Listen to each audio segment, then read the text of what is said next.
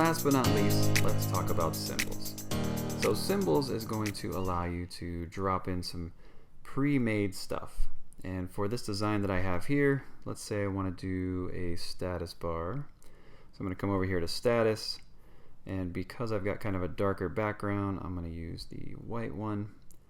I've got it here tied to my cursor, and once I click, it'll go ahead and drop that guy there. I'm going to bring that down a little bit with my arrow keys, and I will resize it. So now I've got something that makes it look a little more legit, which is really cool. You can also add in things like keyboards.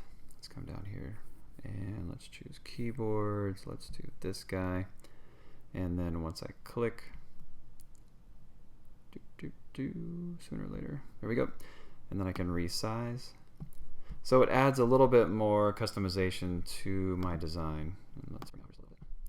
So it adds some pre-made stuff, which makes it look a little more real. Now let's say you want to create your own symbols. So let's take this login button for instance. I'm going to go ahead and select the background. I'll select the text and I'm going to group it. Let's call this button 1. And now let's say I'm going to use this button throughout the site, and so I'm going to create a symbol out of it. So with that button selected, I'll come up here and create symbol. It's going to allow me to name this. I'm going to keep it as button 1. I'll click OK, and it's also going to send this to the symbols page. Now you'll notice that button 1 in the layers panel has changed to this kind of yin-yang arrows. I'll come over here to my other screen, go to the insert menu, come down to symbols, and now for my document I've got this button that I created, and I can drop that in here, which is a great way to drop in things that are frequently used.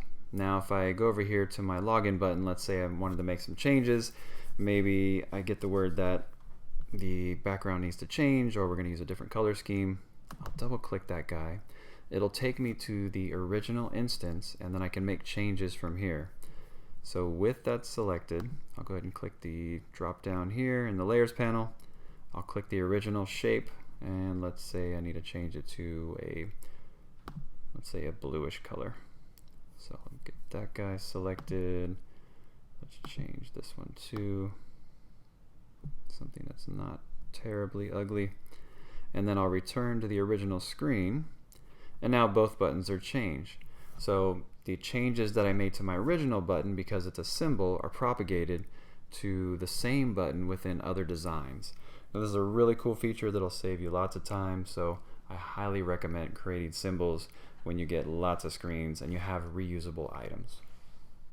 Alright, that's pretty much it for this one. We're going to cover the properties section over here on the right hand side for the last of the basics, and then we will move on to some cool stuff. That's it for now, and I will see you in the next one.